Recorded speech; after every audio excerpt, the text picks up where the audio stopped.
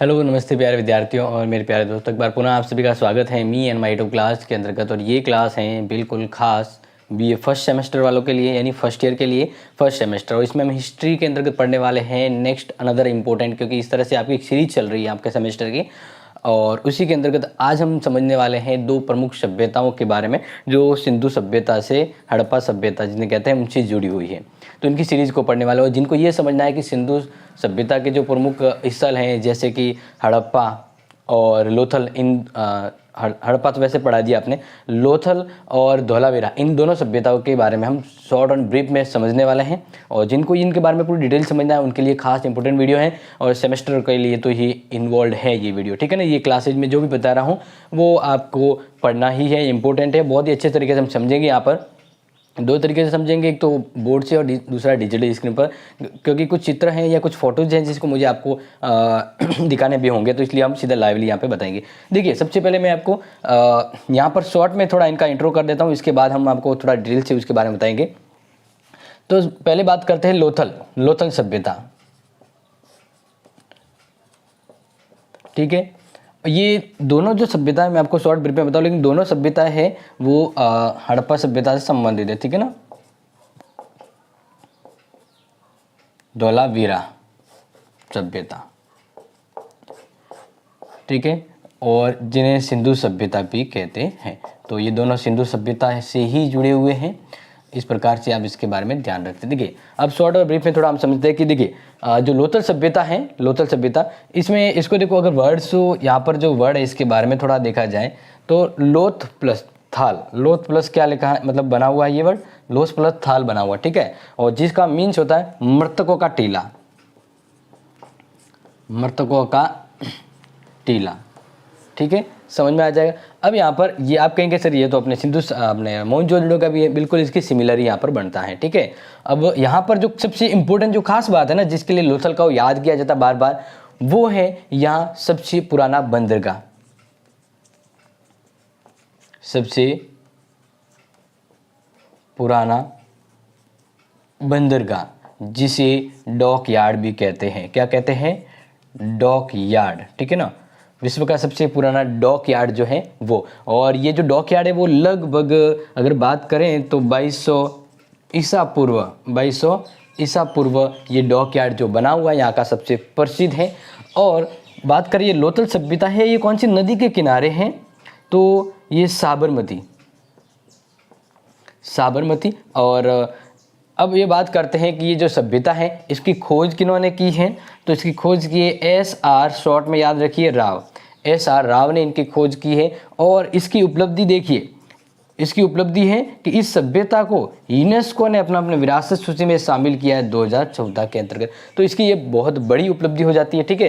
ये short brief में फिर इसके बारे में डिटेल से मैं देखो आगे और बताने वाला हूँ, ठीक है। लेकिन इसके बीच मैं आपको धोलावीरा सभ्यता के बारे में कुछ चीज़ें आपको बता देता हूँ, ताकि फिर हम बाद में पढ़े तो ये चीज़ आपके दिमाग में होनी चाहिए। तो सबसे पहले हम बात करते हैं कि ये एक विकसित महानगर रहा हुआ है, यानी बात करें कि भाई सिंधु सभ्यता के अंतर्गत ही बात करें हम, तो सिंधु सभ्यता का 5वां बड़ा महानगर ये प्राप्त हुआ है, खुदाई अवशेष से हमें पता लगता है। और बात करें भाई कि जो इनकी समय टाइम पीरियड है वो 3000 से 1500 ईसा पूर्व के आसपास इसका जो टाइम पीरियड यानी समय माना जाता है।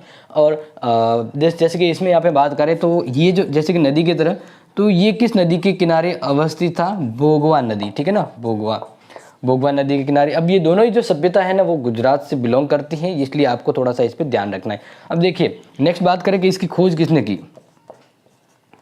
जगपति, इसकी खोज की है जगपति जोशी ने इनकी खोज की है। 1968 के आसपास का जो टाइम पीरियड है उस समय इसकी खोज की गई है। देखिए, अब इन दोनों के बारे में कुछ और भी डिटेल से मैं आपको बताने वाला हूं, जो आपके एग्जाम के लिए ऑलमोस्ट अल्टीमेटली इंपॉर्टेंट है और आपको पता होना चाहिए। देखो, तुरंत जो दिमाग में आना चाहिए वो चीज़ें तो मैंने आपको नोट करा दी। अब कुछ चीज़ें वो हैं जो आपको डिटेल में जाननी है, तो बढ़ते हैं डिजिटल स्क्रीन पर।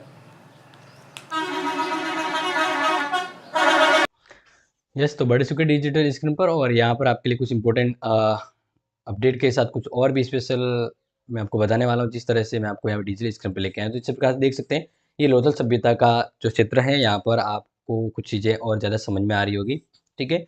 यहाँ पर देख सकते हैं, ये बहुत ही इम्पोर्टेंट है और अपने सिंधु सभ्यता के अंतर्गत लोथल सभ्यता का ये जो सभ्यता के अवशेष है, उसके बारे में बात करें, तो लोथल सिंधु घाटी सभ्यता वीआईसी सबसे दक्षिणी स्थल में है ये, जो अब गुजरात राज्य के भाल क्षेत्र में पड़ता है, ठीक है। माना जाता है कि ये जो बंदरगाह है, जस्ट मैंने अभी आपको बताया था कि ये बंदरगाह लगभग 2200 ईसा पूर्व है, जो बनाया गया था। लोथल प्राचीन काल में एक फलता-फूलता व्यापारिक केंद्र था।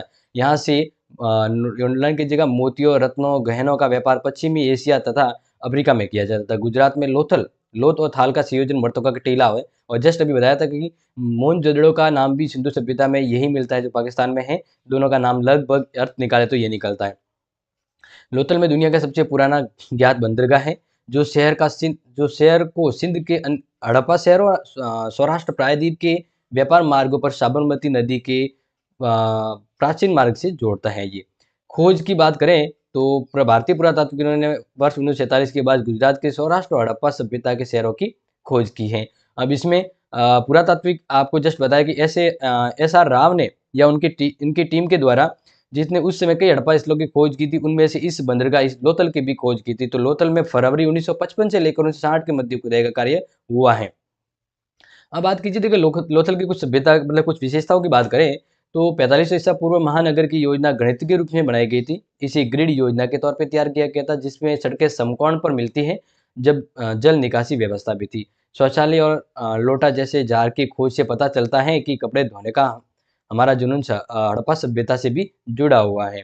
शहर का एक गढ़ या ऊपरी इच्छा और एक है निचला अलग इच्छा, जो एक मतलब शहर को दो अलग भागों में विभाजित करता है। ये विशेषता है इनकी। सड़कों को पक्की ईंटों से पक्का किया गया था और ऊपर से बजरी बिछाई गई थी। भट्टियां, कच्चे माल, कलाकृति की उपस्थिति में ताम्रकार उसके मनके बनाने वाले जैसे कारीगरों की घरों की जो पहचान है, वो हमें प्राप्त होती है। लोथल हड़प्पा समुद्री वाणिज्य का केंद्र था, यानी यहाँ पे व्यापारिक केंद्र के रूप में था। तो इस आप समझ सकते हैं, अर्ध कीमती पत्थरों, टेराकोटा, सोने और अन्य सामग्रियों से बने मोती सुमेर यानी आधुनिक इराक, बहरीन और ईरान में जो लोकप्रिय हैं, वो अवशेष है, वो यहाँ से, यानी व्यापार का पता चलता है कि दोनों के मध्य व्यापार था। लोथल एक व्यस्त विनिर्माण केंद्र था, जो शुद्ध तांबे का आयात करता था। कांस्य, सेल्ट, सैनी, भाले और सजावट बनाता था। उत्तम श्रेणी के मोती और सीपियाँ उत्तम श्रेणी के मोती और सीपियाँ जो यहाँ से मिले हैं, वाणिज्य और निर्यात के लिए बनाई जाती थी। चूंकि स्थान बाढ़ से ग्रस्त था, इसलिए यह असर धीरे धीरे कम हो गया। जहाजों की गोदी पर आना बंद हो गया। जब मान लीजिए कि बाढ़ वगैरह ज्यादा आने लगी, तो ये जो डॉकयार्ड था ना, बड़ा सबसे बड़ा, मतलब मान लीजिए ये बंदरगाह, जब ये रिस्की जोन में आ गया तो आना बंद हो गया। लोग अंततः हड़प्पा युग के दौरान निकटवर्ती क्षेत्रों में चले गए, जो छोटे छोटे गांवों के पक्ष में बड़े केंद्रों के अलग से विस्थापित हो गए, यानी अलग, वहां से अलग हो गए। अब यहाँ पर देखो, बात करी जाए तो सावल की भूसी लोथल और केवल एक अन्य स्थान रंगपुर में पाई गई है, और ये एक विशिष्ट विशेषता है। यहाँ पर एक मिट्टी की मूर्ति ने घोड़े के कुछ अस्थिर साक्ष्य उपलब्ध है, यानी वैसे सिंधु सभ्यता में कि घोड़े का मतलब कोई साक्ष्य उपलब्ध नहीं होता, लेकिन यहाँ पर लोथल से मिट्टी की मूर्ति, जब घोड़े के जो अवशेष प्राप्त हुए, उससे पता चलता है। और इसके अलावा लोथल में एक मनके का कारखाना भी प्राप्त हुआ है। ये जो मैं जो आपको हाईलाइट करके बता रहा हूँ, वो बहुत इंपॉर्टेंट है, इसको आप याद कर लीजिएगा। अब लो यहाँ पे जो कहते हैं ना कि डॉकयार्ड का मतलब है, यहाँ पर बड़े बड़े जहाज भी बनाए जाते थे। ये आप देख सकते हैं, ये हर बार देखा होगा, गोदी खाना कहा जाता है, डॉकयार्ड कहा जाता है, बड़ा बंदरगाह कहा जाता है। तो ये आपको मुझे बताना था, इसलिए डिजिटल स्क्रीन पर मैं लेके आया था कि इस प्रकार से देख सकते हैं आप, बहुत बड़े स्तर पर यहाँ पर ये बंदरगाह था, और गोदीवाड़े के तौर पे, यानी जहाज़ों को बनाने का वगैरह हर चीज़ छोटे-मोटे यहाँ पर उस समय किए जाते थे कार्य, ठीक है? अब देखिए, लोथल की सबसे उल्लेखनीय विशेषता उसकी कृत्रिम गोदी है, जो अभी जस्ट मैंने आपको बताया, ठीक है? इसके अंतर्राष्ट्रीय पुरातत्व के प्रमुख स्थान भी, मतलब पुरातत्व के लिए एक प्रमुख स्थान है, ये जो जाना जाता है। तो बात करें कि 3522 मीटर लंबाई वाला गोदी खाना ईसा पूर्व काल से समुद्री वास्तुकला के उत्कृष्ट उदाहरण में से एक माना जाता है। गोदी यार्ड की खुदाई साबरमती नदी के किनारे की गई, जिसका मार्ग पिछले कुछ वर्षों में बदला हुआ प्रतीत होता है। जहाज और नावें नदी के मुहाने से जुड़े इंटरनेट चैनल के माध्यम से गोदी तक पहुंचाई जाती थी, यानी जहाज बना के उसको वापस पानी में छोड़ने की ये व्यवस्था। स्थल के पूर्वी हिस्से में स्थित गोदी खाना लोथल की सबसे विशिष्ट विशेषता है। बेसिन के चारों ओर जली हुई ईंटों का एक दीवार है। स्लूइड गेट स्पिल चैनल के माध्यम से पानी के नियंत्रण स्तर को बनाए रखने की व्यवस्था के साथ डॉकयार्ड के यांत्रिक वास्तव में अपनी अविधि यानी अवधि के लिए उत्कृष्ट, यानी उस समय जो ये नॉलेज था वो बहुत ही ज़्यादा एडवांस और एक अच्छा नज़र आता है कि भारतीय सभ्यता के बारे में। पश्चिमी तट पर एक मिट्टी ईंट का मंच है जहाँ सामान लोड और अनलोड किया जाता है, यानी जैसे सामान आता है और उसको वापस भेजा जाता है, तो इस प्रकार से ये लोड और अनलोड होता था। ठीक है, ये एक बहुत इंपॉर्टेंट चीज़ें हैं जो आप जानना है, आपको समझना भी है। नेक्स्ट यहाँ पर बात करें यहाँ पर जो इमारतों के बारे में, यहाँ पर लोथल के और कुछ एग्जाम्पल और सैंपल आप देख सकते हैं। लोथल योजनाकारों ने पड़ोस को बाढ़ से सुरक्षित रखने के लिए कड़ी मेहनत की थी। शहर को 2 भागों में विभाजित किया था यहाँ पर। एक है गढ़ या एक्रोप्लस पोलिस और दूसरा है निचला हिस्सा, यानी जस्ट पहले बताया था ना, ऊपरी हिस्सा और निचला हिस्सा। एक्रोपोलिस में शहर के शासक रहते थे, यानी ऊपरी हिस्से में, जिनमें आवास में पक्के स्नान मंच, भूमिगत सतही जल, भट्टे से बनी ईंटों, मतलब जो भट्टे जो ईंटों से बने होते थे, एक पीने के योग्य पानी का कुआं भी था। और लोथल के पुरातत्व स्थल में टीलों की तलहटी में भंडार गृह, कोने के पास बाढ़ से क्षतिग्रस्त मिट्टी ईंटों की बाहरी खुदाई से देखा जा सकता है या देखी जा सकती है। गोदाम शहर के वाणिज्य भंडार सुविधा के रूप में काम करता था, यानी बड़े बड़े गोदाम होते थे।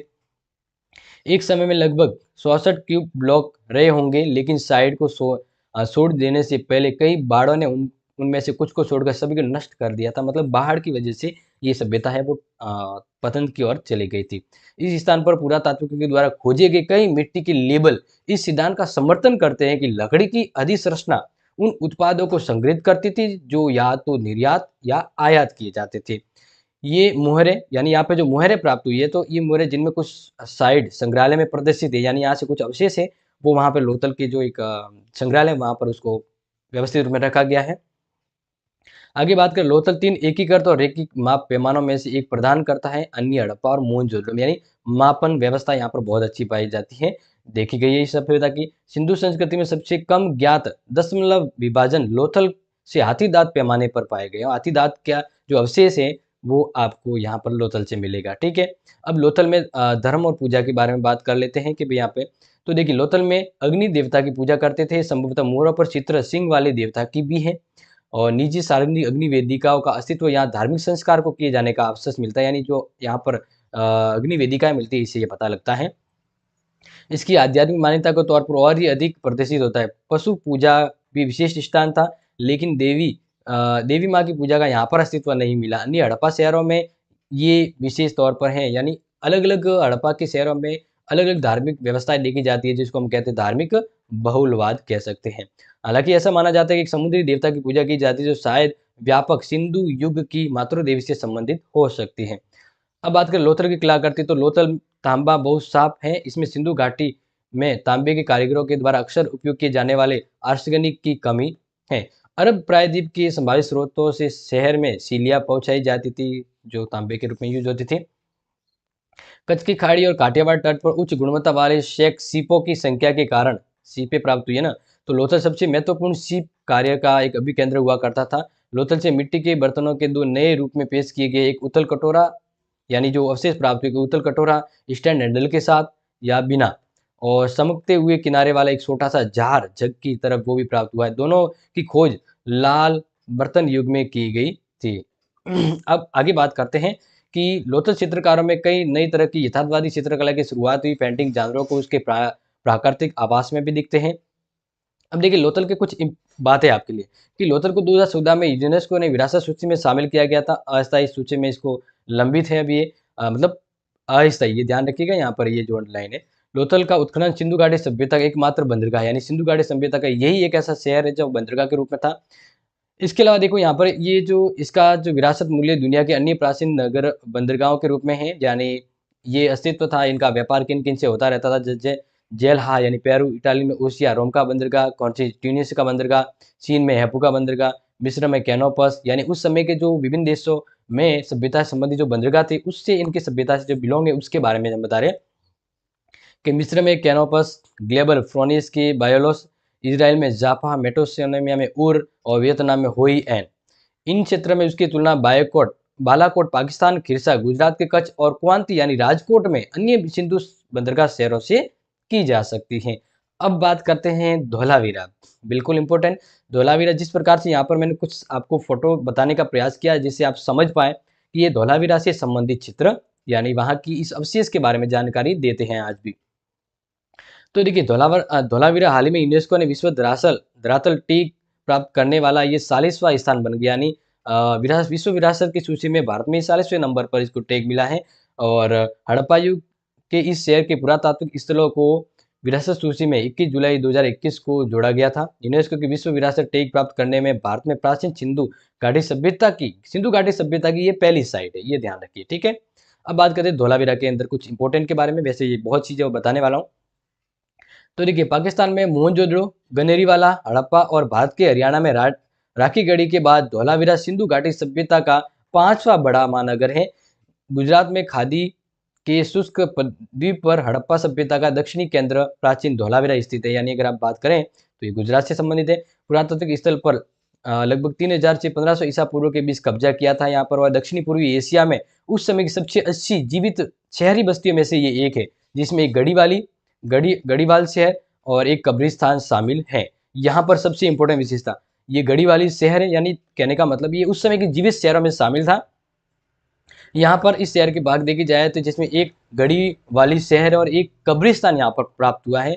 सबसे यूनिक विशेषता यहाँ पर कब्रिस्तान। अब यहाँ पर आगे देखिए, 2 मौसमी धाराएं चारदीवारी वाले शहर को पानी की आपूर्ति करती थी, जिसमें से एक अत्यधिक सुरक्षित किला और औपचारिक मैदान था। साथ ही अलग अलग प्रतिशत गुणवत्ता वाली सड़कें और घर हैं जो इस क्षेत्र में एक स्तरीय सामाजिक आर्थिक पदानुक्रम को बताते हैं, यानी कि स्ट्रक्चर बताते हैं समाज के बारे में, आर्थिक व्यवस्था का। कठिन वातावरण में रहने और विकसित होने की खोज में धौलावीरा लोगों की दृढ़ता को एक जटिल जल प्रबंध प्रणाली के रूप में प्रदर्शित किया था। यानी जैसा वातावरण होता है उस अकॉर्डिंग वो लोग वहां पर उस अकॉर्डिंग सीखना, समझना और रहना सीखते हैं। इस स्थल में एक बड़ा कब्रिस्तान प्राप्त हुआ। सबसे एक यूनिक विशेषता यहाँ पे बड़ा कब्रिस्तान प्राप्त हुआ है, जिसमें 6 प्रकार की कब्रें हैं। हड़प्पा वासियों की मृत्यु के अनूठे दृश्य की गवाही देता है बड़ा कब्रिस्तान, यानी सेमेस्ट्री बड़ी सी, जिसमें एक साथ आपको बहुत सारी मतलब यहाँ पर इसकी संस्कृति की झलक है वो नजर आती है। आगे देखिए, साइट की खुदाई के दौरान मनका प्रशिक्षण कार्यशालाएं, विभिन्न प्रकार की कलाकृति जैसे तांबा, शंख, पत्थर, अर्ध कीमती पत्थरों के आभूषण, टेरिकोटा, सोना, हाथी दांत, अन्य सामग्री मिली है जो संस्कृति की कलात्मक और तकनीकी उपलब्धियों के बारे में बताती है। अन्य हड़प्पा शहरों के साथ मेसोपोटामिया और ओमान प्रायद्वीप के शहरों के साथ इनका अंतर क्षेत्रीय व्यापार हुआ करता था। और इसकी खोज के बारे में आपको मैंने बताया कि पुरातात्विक जगपति जोशी ने 1968 में इसकी खोज की थी।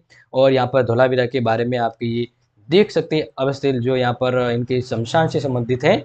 आगे बात करते हैं धौलावीरा की कुछ और इंटेलिजेंट विशेषताओं के बारे में। धौलावीरा एक हड़प्पा शहर यानी दक्षिणी पूर्व के कुछ अन्य अच्छी तरह से सुरक्षित शहरों या कस्बों में से एक है, जो तीसरी से मध्य दूसरी शताब्दी ईसा पूर्व तक विकसित है। धौलावीरा की अच्छी तरह से सुरक्षित शहरी बस्ती के रूप में इसको जाना जाता है। और बात करें नेक्स्ट पॉइंट में, तो शहर के पश्चिम में एक चारदीवारी शहर है और कब्रिस्तान भी यहाँ पर पाए गए, जस्ट अभी मैंने आपको बताया था। और नेक्स्ट यहाँ पर बात करें, ये जो है वो अलग अलग 4 प्रकार से बटा हुआ था, जुड़े हुए किलेदार वैली और सेमिनल ग्राउंड, इसके अलावा एक मजबूत मिली टाउन और निचला शहर, इस प्रकार से 4 अलग अलग भाग में डिवाइडेड था। गढ़ के पूर्व दक्षिण में कई जलाशय हैं। कब्रिस्तान में अधिकांश कब्रें पत्थर स्मारक की प्रकृति की हैं। धौलावीरा के पुरातात्विक अवशेषों में किलेबंदी, द्वार, जलाशय, औपचारिक मैदान, आवासीय इकाई, कार्यशाला स्थल और एक कब्रिस्तान, बार बार यही मैं आपको कह रहा हूँ, यहाँ पर कब्रिस्तान प्राप्त हुआ है, जो सबसे अनोखी विशेषता यहाँ की है। ओके, अब देखिए धौलावीरा दक्षिणी गुजरात, सिंध, पंजाब और पश्चिमी एशिया के शहरों के लिए एक प्रमुख व्यवसाय केंद्र भी हुआ करता था। शहर की सबसे उल्लेखनीय विशेषता इसकी सभी संरचना पत्थरों से बनी हुई है। कम से कम उनके संरक्षण के वर्तमान स्तर में हड़प्पा और मोहनजोदड़ो से सामान्य लगभग मिलती है। मतलब बाकी जगह ईंट, लेकिन यहाँ पत्थरों का प्रयोग किया गया, ये सबसे अलग है। देखिए आगे, धौलावीरा को 2 तूफानी जल नहरें घेरती थी, उत्तर में मानसर और दक्षिण में मनहर। ओके, ये नोट कर लीजिएगा। टाउन स्क्वायर में जमीन से ऊपर की एक ऊंची जगह को गढ़ के नाम से जाना जाता था। ये जो इनके पार्ट थे अलग अलग मैं करके आपको यहाँ पे समझाने का प्रयास कर रहा हूँ। तीसरी शताब्दी ईसा पूर्व में प्रौद्योगिकी की स्थिति को देखते हुए जल संरक्षण और संचयन भंडारण के लिए धौलावीरा के हड़प्पा वासियों के द्वारा बनाई गई कुशल प्रणाली उसकी मतलब उत्कृष्ट हाइड्रोलिक इंजीनियरिंग के बारे में हमें आज बताती है। यानी उस समय भी ये नॉलेज काफी ऊपर लेवल का था। शहरों और जलाशयों की जटिल संरक्षण प्रणाली को दुनिया में कहीं भी सबसे पहले खोजी गई व्यवस्थाओं में धौलावीरा में ही देखी गई है। धौलावीरा में खोजी गई कुछ मोहरे जो शरण से संबंधित है, यानी अलग अलग शरण स्टेटस थे इनके। इनमें केवल जानवरों के चित्र शामिल है और कोई भी अक्षरांक नहीं, यानी अक्षर नहीं करे गए हैं। ऐसा माना जाता है कि ये मौर्य प्रारंभिक सिंधु मौर्य की प्रथाओं का संबंधित थी। अब देखिए यहाँ पर कुछ इमारतों के बारे में बताया कि धौलावीरा की कुछ इमारतें हैं उनके बारे में। तो देखिए जैसे अभी मैंने बताया था कि साइड एक विशाल गोलाकार निर्माण को दफन या स्मारक माना जाता था। यहाँ पर एक जो मतलब बड़ा जो शमशान प्राप्त हुआ है उनके बारे में, ठीक है ना। साइड एक विशाल गोलाकार निर्माण को दफन या स्मारक माना जाता है। इस तथ्य के बावजूद इनमें कोई भी हड्डियां या अन्य अवशेष नहीं मिले हैं। यह निर्माण एक पहिए की तीलियों के आकार की 10 रेडियल मिट्टी ईंट की दीवारों से बना हुआ है। रेडियल यानी ये गोल, ऐसे ये जो दिख रहा है ना यहाँ पर, ये इसको कह रहे हैं मिट्टी की ईंटों से बनाया गया, जो सच में पहले भी बताया था। इसके अलावा यहाँ पर बलुआ पत्थरों से मिट्टियाँ मिलती है। इनमें एक लड़के की मूर्ति है जिसका फालस इरेक्ट है, जिसके सिर और टखने के नीचे एक पैर कटे हुए हैं, यानी जो मिले हैं अवशेष उसमें। धोलावीरा से 7 अर्धगोलाकार इमारतों की खोज की गई, जिनमें से 2 का विस्तार तो पता लगाया गया है। उन्हें विशाल चट्टानों को काटकर और कक्षों के ऊपर बनाया जाता था। ये गोलाकार लेआउट वाली बड़ी अर्ध गोलाकार ईंटों ईंटों से बनी इमारतें थी। गोदी की इमारतों में से एक का आकार स्पोक वाले पहिए जैसा था, यानी जो अभी जस्ट मैंने आपको बताया। दूसरे को उसी तरह डिजाइन किया गया था, लेकिन बिना तीलियों वाले पहिए के रूप में। अब कुछ कलाकृतियों के बारे में बात करते हैं। तो देखिए, तांबे की गलाने की मशीन के अवशेष के अनुसार धोलावीरा में रहने वाले जो हड़प्पावासी थे, वो धातु विज्ञान से अवगत थे। इसके अलावा कहा जाता है कि धोलावीरा व्यापारिक वर्तमान राजस्थान, ओमान, संयुक्त अरब अमीरात से तांबा अयस्क मंगवाते थे, ठीक है ना। या ध्यान रखना है। और तांबे के बारे में आप जान सकते हैं अपने झुंझुनू के आसपास का जो क्षेत्र है। यह संघ आभूषण और अंगीठ जैसे अर्धकीमती पत्रों के उत्पादन का केंद्र था। ओके, और यह लकड़ी का भी निर्यात होता था, ये अंडरलाइन कर लीजिएगा। 10 विशाल पत्थर शिलालेखाएं शायद दुनिया का पहला साइन बोर्ड जो सिंधु घाटी लिपि में उत्कीर्ण है, जो यहाँ प्राप्त हुआ है। पहला साइन बोर्ड बहुत ही इंपॉर्टेंट। चित्री सिंधु काले पर लाल बर्तन, मिट्टी के बर्तन, वर्गाकार मोहर है, सिंधु अक्षरों की कमी वाले मोहर है, और सिंधु लिपि से 10 अक्षरों वाला 3 मीटर 9.8 लंबा साइन बोर्ड है। ये साइन बोर्ड के बारे में विशेषता के तौर पे बताया गया। साइन बोर्ड के बारे में आप नोट कर लीजिएगा। हड़प्पा की अच्छी श्रेणी की 2 पत्थर की मूर्तियों के बराबर एक बुरी तरह से संरक्षित पत्थर पर बैठे हुए आदमी की मूर्ति भी खोजी गई है। आगे बात करते हैं। एक विशाल कांस्य हथौड़ा, एक बड़ी सैनी, एक कांस्य हाथ से पकड़ने वाला दर्पण यानी कांस्य का दर्पण, एक सोने का तार, सोने के कान के स्टंड, सीध करने वाले सोने के गोले, तांबे की सेल्ट, सूड़ियों शंख की सूड़ियाँ, पत्थर के फालूस जैसे प्रतीक सिंधु शिलालेखों के मोहरे यहाँ से प्राप्त होने का, अवशेष प्राप्त होने का वर्णन मिलता है। यहाँ से कुछ चीजें यहाँ देखने के बाद सीधा हम बढ़ते हैं धोलावीरा के पतन के बारे में कि भाई पतन क्या हुआ। तो देखिए, इसका पतन मेसोपोटामिया के पतन के साथ ही मेल खाता है, जो आर्थिक अंश संबंध को बताता है। जब मेसोपोटामिया का पतन हुआ तो हड़प्पावासी जो समुद्री लोग थे, एक महत्वपूर्ण बाजार खो बैठे, यानी मार्केट नहीं मिला इनके पास, जो मेसोपोटामिया था, जिससे स्थानीय खनन, निर्माण, विपणन और निर्यात कंपनी प्रभावित हुई। और इसके अलावा जलाशय परिवर्तन और सरस्वती जैसी नदियों के सूखने के परिणाम स्वरूप धौलावीरा अत्यधिक शुष्कता के दौर से गुजरने लगा। तो सूखे जैसी स्थिति के परिणाम स्वरूप गंगा घाटी, दक्षिणी गुजरात और सुदूर उत्तर में महाराष्ट्र की ओर पलायन करना इन्होंने शुरू कर दिया। इसके अलावा कच्छ का महान रण जो खादी द्वीप को घेरता है, जिस पर धौलावीरा स्थित है, पहले नौगम्य था, लेकिन जैसे जैसे समुद्र पीछे हटता गया, ये रण कीचड़ युक्त होता चला गया। इस प्रकार से ये फाइनल मैंने आपको बता दिया और आपको समझ में आ चुका होगा। धौलावीरा सभ्यता के कुछ अवशेष आपको मैंने बताए हैं। आज की क्लास कैसी लगी जरूर बताइएगा, और इसी प्रकार के इंपॉर्टेंट क्लास के जुड़े रहिए, कमेंट कीजिए, शेयर कीजिए, ज्ञान बांटोगे तो बढ़ेगा। और इसी के साथ आपकी ये क्लास है, जितना आप इसको स्नेह और सपोर्ट करोगे उतनी ही जल्दी आपको क्लास मिलेगी। Thank you so much.